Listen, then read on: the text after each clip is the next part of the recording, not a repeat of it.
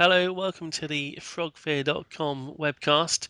I'm your host, I'm Palmer, and your other host is here too. His name is Vil.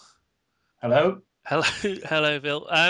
Where are you from again, Vil? Just so people understand where that accent is coming from. Well, I'm from cold northern part of the world. It's from the country called Finland. Finland, brilliant. We're going to talk about a project called Shroud of the Avatar, which is a new game being produced by Richard Garriott, and he's using the Kickstarter website to fund the project. It's very interesting. First of all, very briefly, let me tell you who we are. We work on a website called frogfear.com, and this is the first of our webcasts where we hope to talk about all sorts of interesting things. I don't know how often we're going to do them, but we'll try to do them on a regular basis.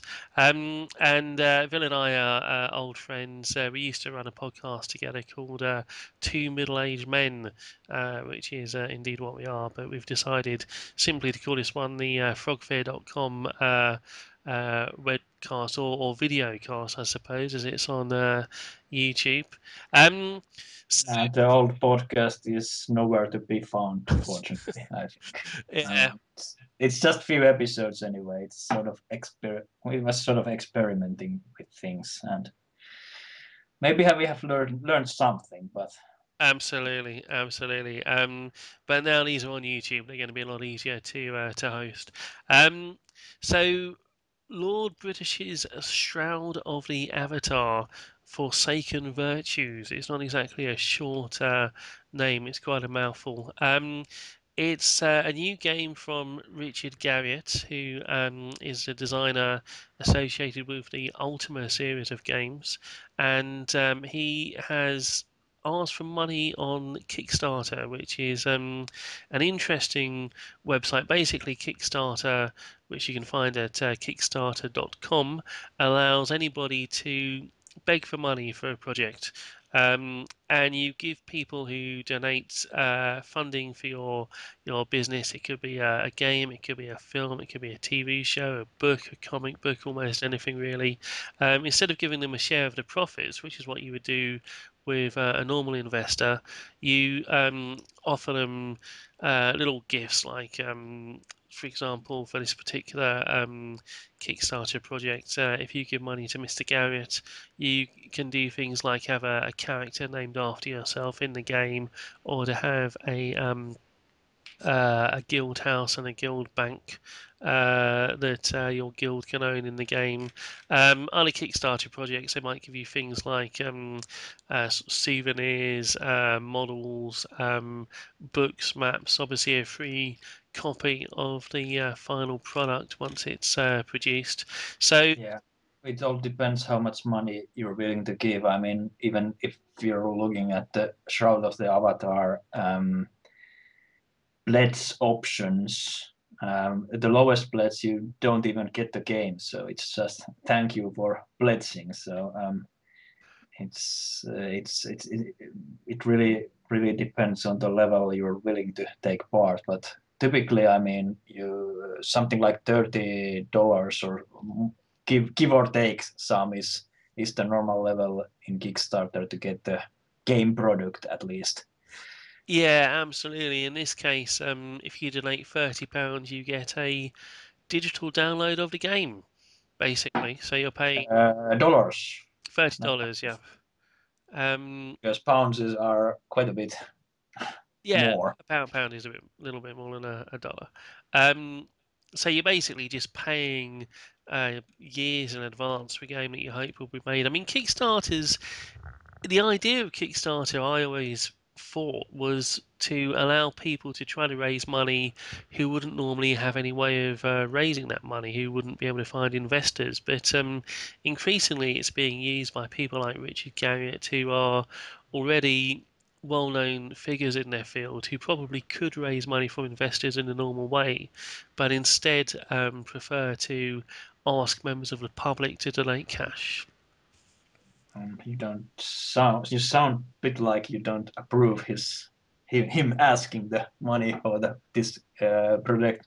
Well, in normal circumstances, if you're producing a product and you ask for investment, your investors eventually will get the money back. Well, I mean, that's what they hope at least. If the product is successful, they get the money back and a share of the profits.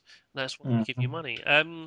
In this case, I mean, he's giving people sort of in-game things like But isn't this really compared to pre-orders in a way? well, not really, because I mean, perhaps if you give a small amount of money, it's similar to a pre-order, but I Okay, mean, well, if you give the $10,000, it's a yeah. bit something else. But I mean, if you give $10,000, you get things like a servant in your house. This is all in the game world once the game is completed. Um, you also get a tour of Richard Garriott's manor, yeah, you do, but something like that. But I mean, it's of course these high-level things are just for the I suppose people that really have lots of extra income and yeah. doesn't and want to support the game, but Well, that's not yeah, not for normal mortals like ourselves, I would say. absolutely. But I mean, if you invested £10,000 in a business, normally you would get a share of the business. You'd expect to get your money back eventually. And some profit too. I mean, so what he's doing really is asking fans to pay for what he's doing, and then so he doesn't have to share the profits. Or perhaps I'm a little bit too cynical. Anyway, But to be fair, I mean Richard Garriott isn't the first doing this, no, or no, or by means first to be successful doing it, because there have been lot of bigger projects like the Torment one, which we can perhaps discuss another time. But yeah, there have been a big game projects there, and I don't quite share your good skepticism, or what's the word for the well, skepticism is kind. You might say cynicism. cynicism. All right, well, I don't quite share.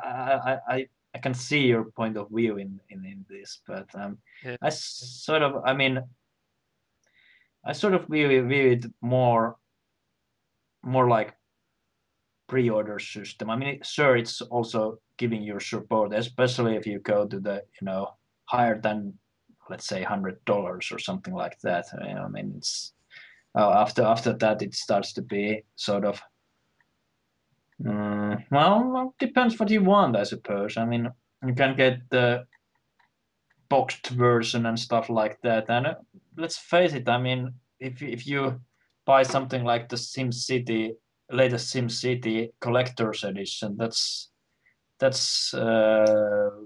least €70. I mean, that's closer to $100, I Hmm. think. So that's not entirely different thing, and you're actually getting more here than with the SimCity digital collection collector edition. At least I feel like it. Yeah, fair enough. Fair enough. Well, I mean, I'm sure there are different people have different views. Well, I mean, he asked for £1 million, $1 million, Dollars, okay. sorry, $1 million American dollars. Right now, and actually, as we film this, as we record this, there's still 23 hours to go. But he's received pledges from 19,300 people. It's not all, I shouldn't say he, because of course Richard Garriott is not the only person involved, but there's a company called Portalarium Incorporated, but he's heading it. And they've received pledges of $1.5 million already. Um, Yes.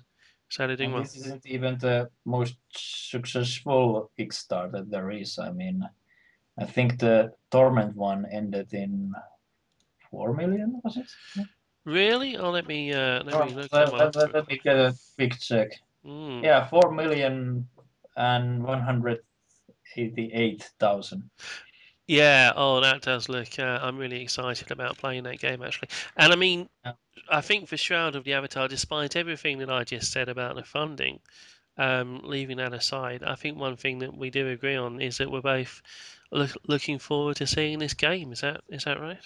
Yeah, that is correct. And I would like to add one thing about the whole thing. I mean, Mm. there are game projects that are probably a lot harder to get funded to than other ones. I mean, even for Richard Garriott, who has been, I mean, he has been away from the, at least the major gaming scene since the Tabula Rasa thing, Yeah, hasn't he? So he's been out of the picture, and now he's trying to fund something similar to Ultima Online, but not quite as massive multiplayer.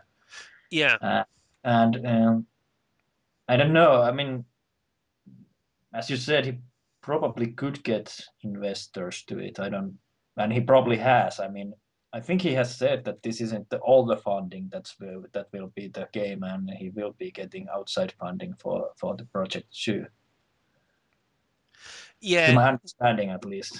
So this is just helping him to probably fund a larger team. yeah. That's a fair point. There is other funding, I think, and And sort of, I mean, this doing stuff like Torment, and I would say this Ultima thing isn't the hottest mainstream thing to do. So mhm. sort of getting, yeah, I think it's also about showing to your investors that there's demand for your product, because nothing says more than people willing to give you money for it, that there's actual demand for this. Yeah, yeah. Well, okay, okay. I mean, that's a fair point. I mean, I'm not sure. I don't necessarily agree entirely, but fair enough. By all means, contradict me and say your argument Yeah. against it. But Well, let's talk about the game a little bit more. I mean, Richard Garriott, obviously, he's well known. You mentioned Tabula Rasa, which is another game he was involved in, but he's mainly well known for the Ultima series of games, which you're quite a fan of, aren't you? Is that right? well, most of them. But I mean, I haven't played all of them, especially the older ones. I mean, I'm my first Ultima must be. Now I can't remember off the top of my head if the Ultima Underworld 2 was before Ultima Pagan, which was first. I can't remember. I think Underworld was before. Hmm. Not quite sure. Not quite sure. I have to check. I mean, no. No, that's the amount of research we have done before recording. Um, well, they had a series of single-player Ultima games, which were really popular at the time and were seen as quite revolutionary in some ways. And you played. Did you always play the Avatar? Was that always a player character? Yes, as Um, far as I know, it's always been, except in the Ultima Online, where yeah. not the Avatar. You're just actually, yeah, I was right. Ultima Underworld was published in 1993, and Hmm. Pagan was published in 1994. Right. They were pretty close to each other, so maybe I will be excused for not being quite certain about the dates. But Yeah. Um, those are my first Ultimas. Which are your first Ultimas? Is it the Ultima Online, or was there any Ultima before that? No, first game I ever played was Ultima Online, which was one of the probably the first mass market MMO multiplayer, massively multiplayer online role At playing least game. it was sort of, yeah. At least it was, yeah, the most, you know a quality massive Yes. multiplayer game. I mean, you could probably count something like the Merit, was it 59 or Meridian, yeah, that is probably the first, at least one of the first ones. absolutely. Um, and all one thing that all the games had in common, including the Ultima Online, was the idea of the virtues. You had the was it 8 or 9? I think the ninth was chaos. You had the eight virtues, and the character was expected to sort of make moral choices and so forth. So, Shroud of the Avatar is not a direct sequel to the Ultima games because Richard Garriott doesn't actually own the copyright on those games and the ideas in those games. He does own a Lord British character, which is him. He always portrays himself as Lord British. And notice how the name of the new game, he has taken the two names that I think Electric Arts hasn't trademarked, which are Mm. Virtues and Avatar. Yeah, exactly.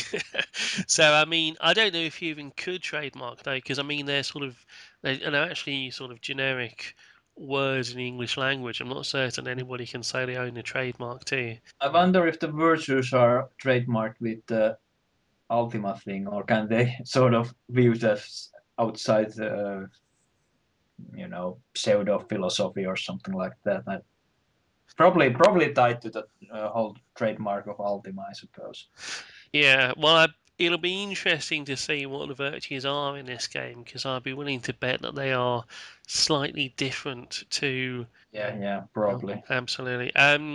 But the very sort of name virtue, the Yeah. idea of that word is If I would be a guessing man, I would say that he will sort of try to fine tune the virtues to less than 8, something like 3 or something like that. So it's yeah, more generic and perhaps yeah. catchy. I don't know, but he does genuinely seem to love making fiction that makes sort of sense, and he talked actually quite long, um, quite long about how at least at a few of the YouTube videos that I've seen, him being interviewed for when he's advertising this whole new game, that he's really seems to love making the fiction and making everything sort of describing things, even the manual to be sort of in character. Hmm. So everything sort of supports the lore and doesn't break the immersion. So that is one thing that I really like, how he thinks about making games.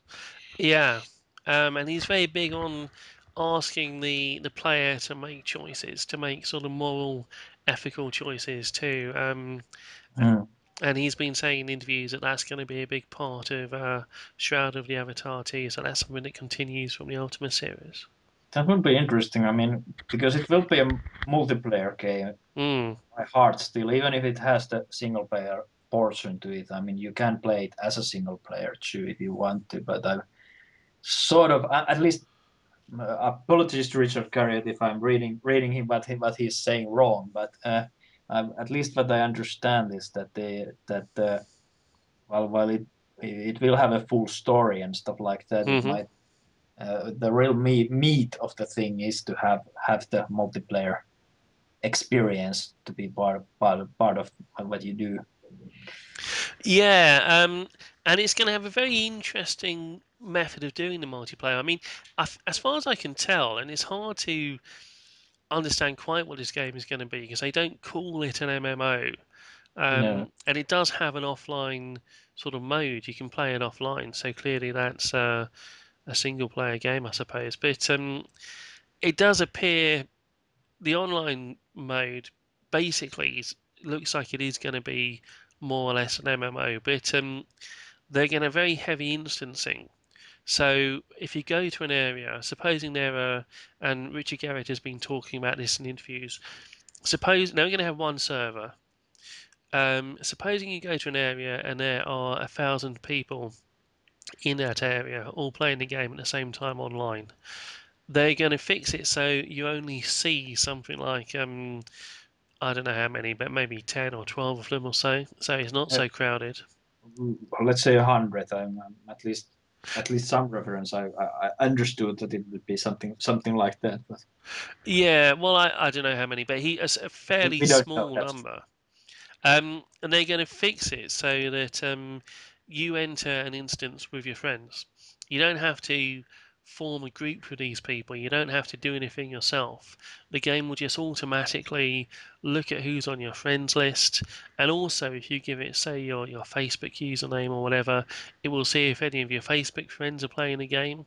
And then it will do its best, and with other social media too, Twitter and so on, I suppose, then it will do its best to put you in an instance with your friends, and it's going to do that automatically without you even. I mean, you can probably sort of make the game behave in a certain way by controlling what information you give it access to. But if you just sort of give it access to your Facebook and your Twitter and your friends list in the game, it will automatically put you in an instance with your friends and exclude people who you don't know. Um, Facebook integration is just one of those things that I just don't see myself doing. And the game world is sort of different, and mm, adding Facebook to it, sort of so doesn't it feels almost sort of immersion breaking in a way to do it. yeah. But Well, I'm one of those. I can understand some people liking that option. I'm not judging it, but it's just not for me. Yeah, I agree. I agree. Um, and some people use their Facebook page to sort of talk about their hobbies and they'll talk about games they play. But I mean, to be honest, I'm not certain I want all my friends and family when they're sharing pictures of their holidays and whatever. I'm not sure I want to sort of be telling them all about the video games I'm playing because that's just not what they want to know about, and it's not for me. Yeah, it maybe seem a bit strange to have their family pictures and stuff like that, Mm. and then I kill a dragon. Yeah, it's perhaps it's different because we're a little I bit mean, older. and face it, I mean we're older men, well older, but we're young people who are working, making a living in different sort of jobs, and we sort of and Facebook and some of the other similar sites are sort of a public front of Mm, you or your or possible employers and stuff like that. So I mean it's sort of part of being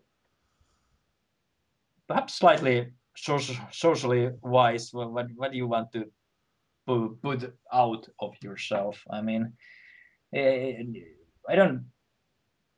Not that there's anything wrong about putting all your game scores and stuff like that there, but it might not send best possible message to people that don't know anything about gaming, for instance. yeah, no, I agree, and obviously I agree. There's nothing wrong with it if people do that. If they want to do that, then good for them. But I mean, I'm like you. I'm always very wary of connecting, even sort of my YouTube page, and even those people who connect. I don't know, sort of constantly sending tweets or whatever about the music that they're listening to or that type of thing. I mean, you have to think about what the people who are going to see it are going to be interested in, and what they're going to think of you. I don't necessarily want my employer to know that I play MMOs. To be honest, it's not Yeah, everybody thinks it's a good thing. yeah, it really depends on which sort of fields one works and stuff like that, and Yes, sometimes it's in conflict or something like that yeah. with public images and what we do for a living. But hmm back to the avatar thing. Well, one feature in this game which I'm really pleased to see is in there is going to be you can own houses. Now in Ultimate Yes. Online, you could own houses and you could build houses. And people ended up building houses sort of everywhere because space was Yeah, so limited. Yeah, and the housing should be limited in towns and villages in Yes, here, at least that I understand. So, but as absolutely. far as the images that I've seen, it seems to be that you have your sort of square where you can put your house, and you have a Mm. little field or something like that to it, and it But sounds really, it looks very nice. And mm, thing is that it's bit of a mystery still the numbers, but as I understand, the towns and stuff like that, everything, there shouldn't be, to my understanding, any shards or any what? dimensions or anything like that of the towns. So there should be just that one town. Yeah, so there's no shards. There's no. So You know, yeah, if you're savvy with the terms in used in multiplayer games, that perfectly means that there should be only one one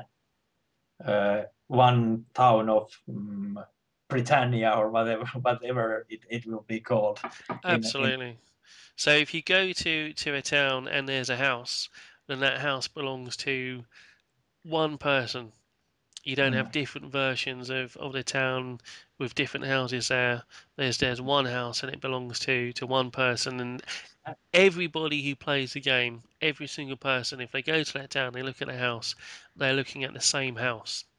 And I do like the option that you can limit the game sort of to your circle of friends, because if Mm, you think about the Ultimate days, there was always the problem that there was people that basically were just jerks and try to ruin your others gaming experience. yeah, So this really allows you to do it in group of friends. But I also do wish that there, and I presume this is the case, there will be options to go to these more public areas and just meet random people, because yeah, that's the way to expand your role playing or PvP or whatever you prefer to do, circles, and make new friends, because that's really the part of these games, to meet new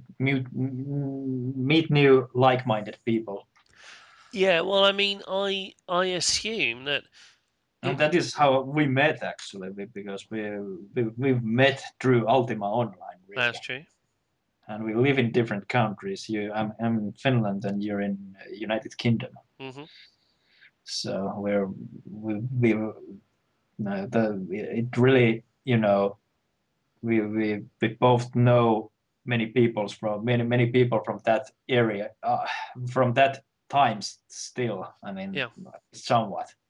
Some have vanished during the years, but well, we really made good friends, and we actually through that game there was quite a few real life meetings too, yeah, where we met in person too. So it was interesting times, and really made good friends, and really really really international friends in a way. That's sort of, I think, one of the truly great sides of the internet and massive multiplayer gaming.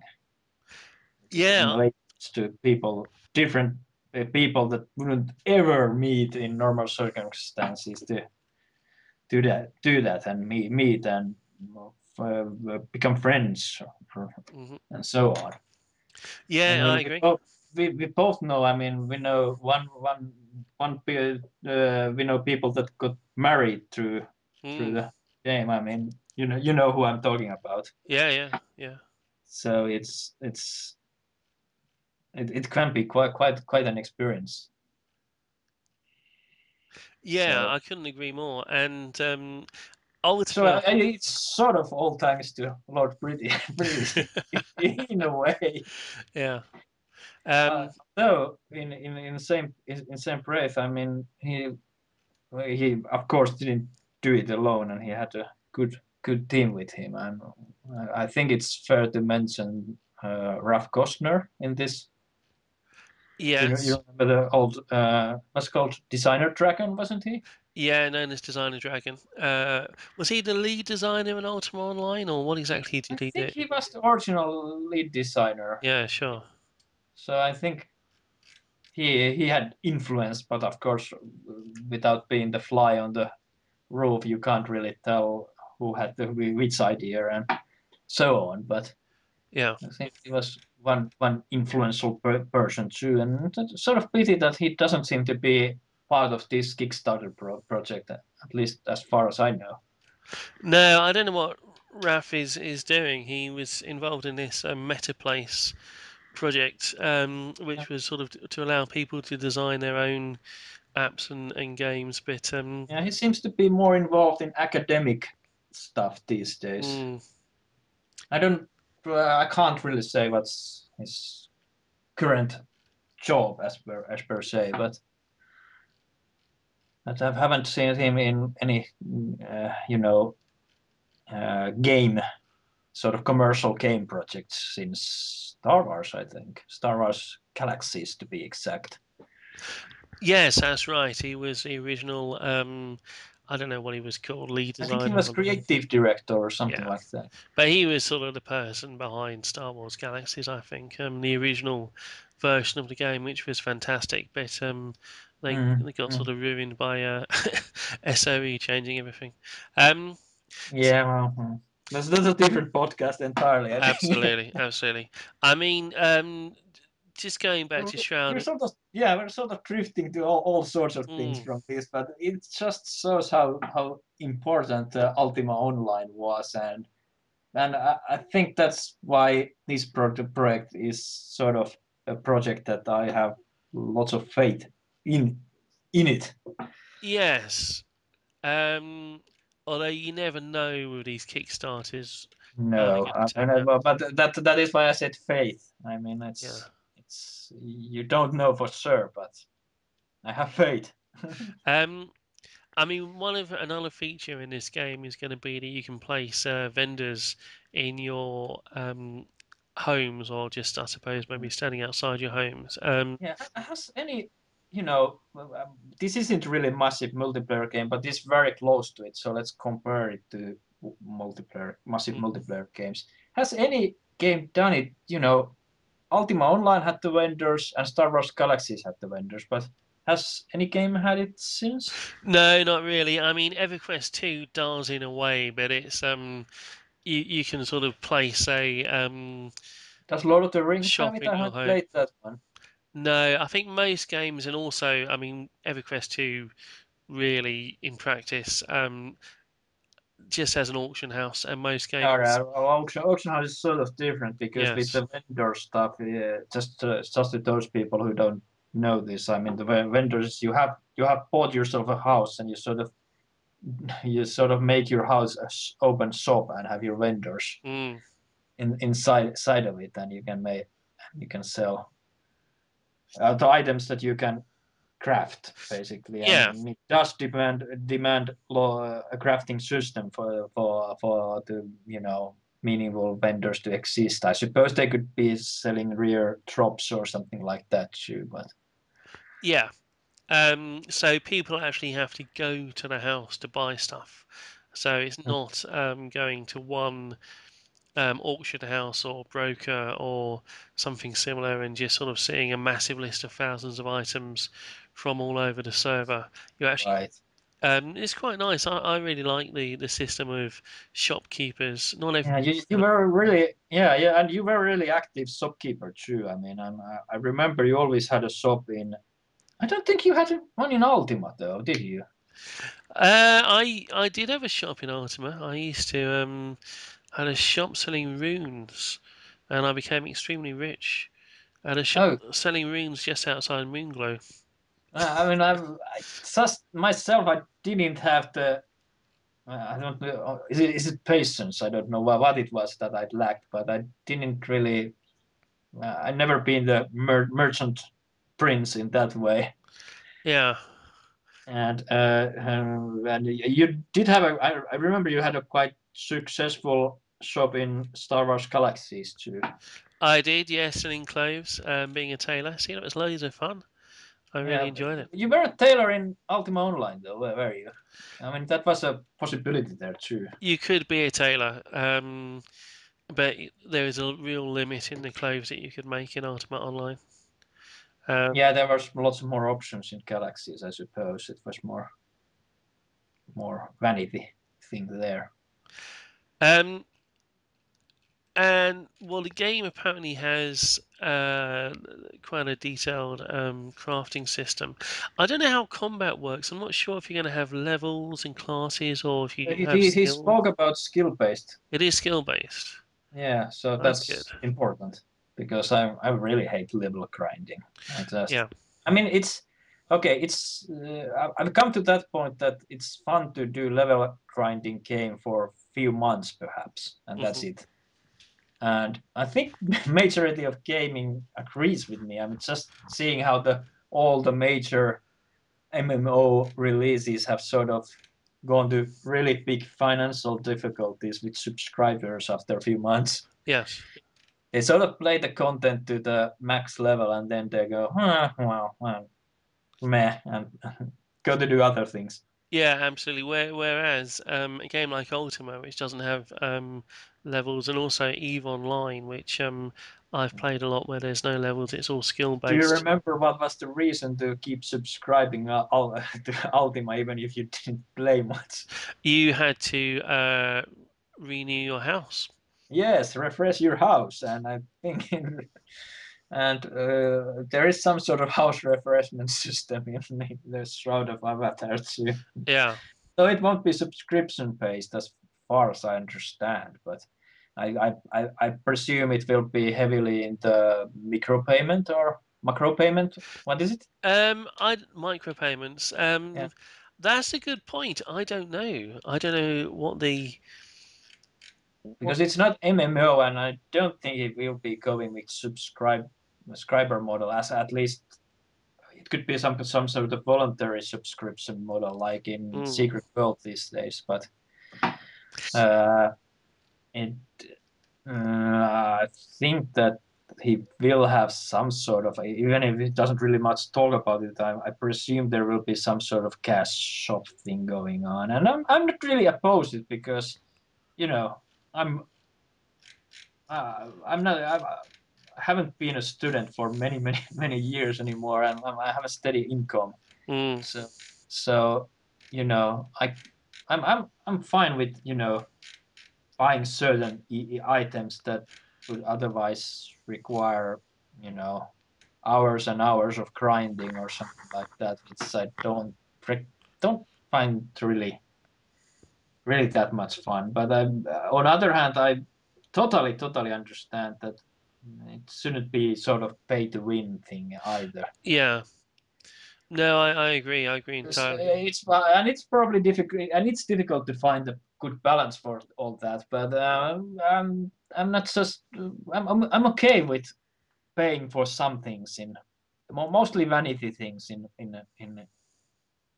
games, Well, the thing is, when you get games which are, like housing. I would say. I mean, housing would be sort of vanity item, wouldn't be? You don't really need it for the whole experience, but oh, I don't know. I think you probably do in a game like this. I mean, I think having a they keep house, saying it's a limited space, so I yeah, don't know how limited it will be. I mean, does it mean that everyone won't have a house in that game? I I don't think it know. does mean that. Yeah, not everybody's going to be able to own a house because there won't be enough room. So, I mean, they're talking about having a market and allowing people to buy and sell property. Mm. Um, but I mean, it depends if you're into crafting. You see, I imagine that I'll probably open another shop, so I'm Yeah, definitely going to need a house because I like that element of MMOs. right. I like buying from the shops. Yeah. Um, I mean, just on that topic, it is a feature that's going to be unpopular with some people because I know that some people really hate it when it's hard to find stuff to buy.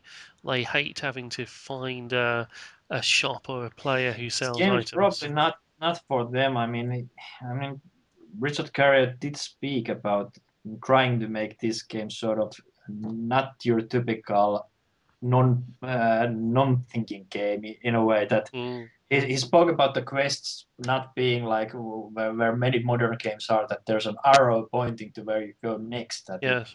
shouldn't include that, and it should have sort of, you have to actually read what you're going to do, and elements like that. Yeah, which but for me and you, and I bet a lot of sort of former Ultima fans, that's going to be a fantastic thing. That's going to be one of the best things about it.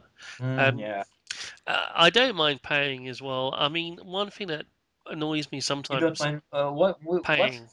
paying? Ara? Although personally, I actually prefer the subscription model where you just pay a monthly fee and you just get the entire game. But one thing that annoys me sometimes just a little bit is when a game is being advertised as free to play, and then people play the game and then they say, "Oh, but hang on, they're asking me for money and they want me to pay for things." Well, you have to pay for things. You can't expect people to design games and provide servers and somehow magically to do it all for free. If you want it, you're going to have to pay for it. There's no getting away from that. So, I mean, I'm quite happy to, and if I don't like it, if I don't want to pay my money, then I won't play the game. But it's a bit silly expecting all this amazing stuff just to be given to you for free because people just can't do that. They can't.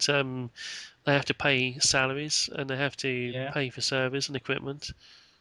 I think of course, the game companies do prefer the subscription model because it's 100% certain payment for them for a month. They can sort of predict their income perhaps a little better, but I think it's going away. I mean, it's pretty clear that it will be more like, you know, sort of every game will have its free element to get sort of to get the core people there and have the certain mass of people so that people that there's enough people to play with, and then there's the element that you have to pay for. That's something, it can be vanity things like clothing or special clothing or XP boost things, Hmm.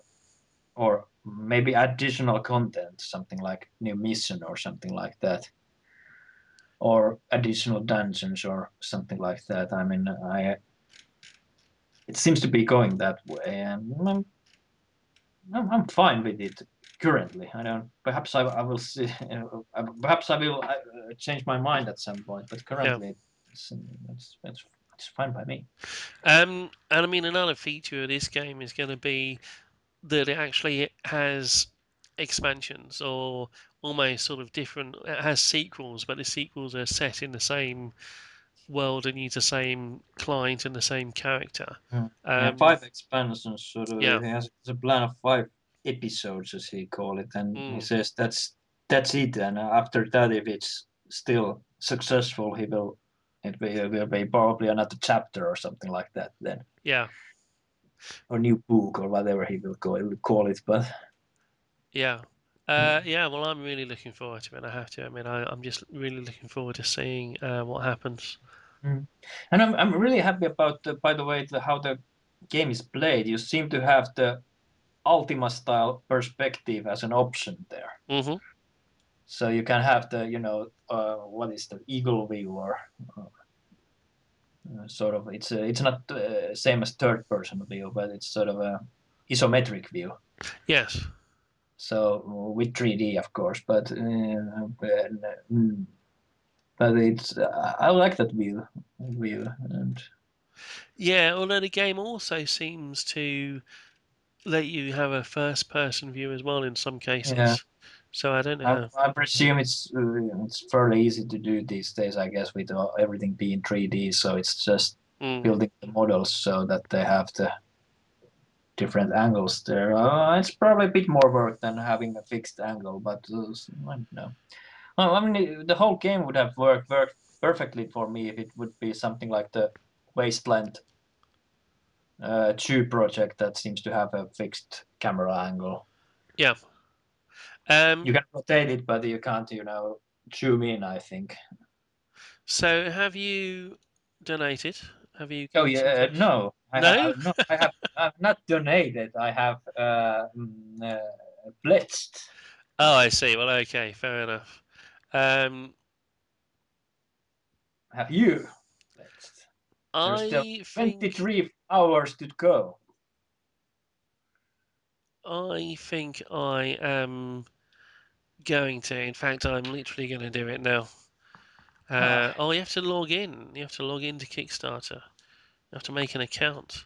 See, I've never given a penny yet to any of these okay. things. But this will be the first game that you will give, even with your um, view of things. Yep, Your this yep, will be the game. This will be the game that will make you do the first Kickstarter thing ever.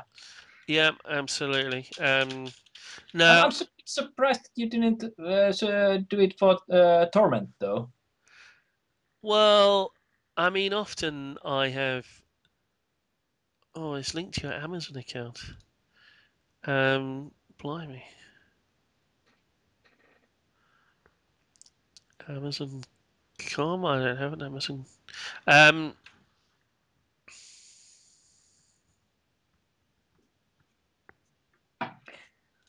sorry, I'm just doing this now. So it pulls. Oh, congratulations! You are now an official backer of Shroud of the Avatar Forsaken Virtues.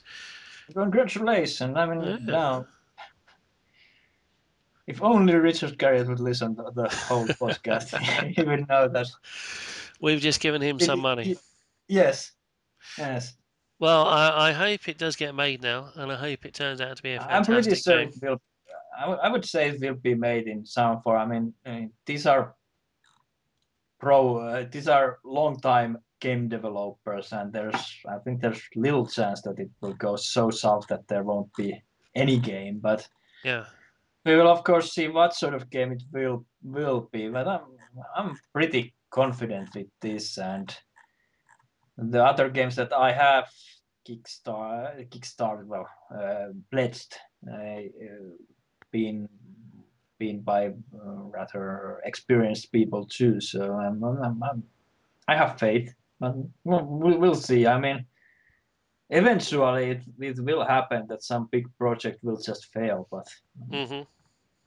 I hope and I don't believe it will be Shroud of Avatar. I mean, anything can happen, but No, we'll I'm see. sure that they'll make the game. Whether it's going to be a good game, we'll we'll have to wait and see. But no, I'm sure that they will be making this game.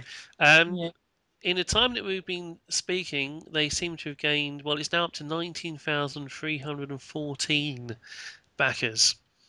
So people are giving more money all the time. I'm one of the new backers, of course. Um, and because I've given some money, and presumably you too, we both get to play in the alpha and the beta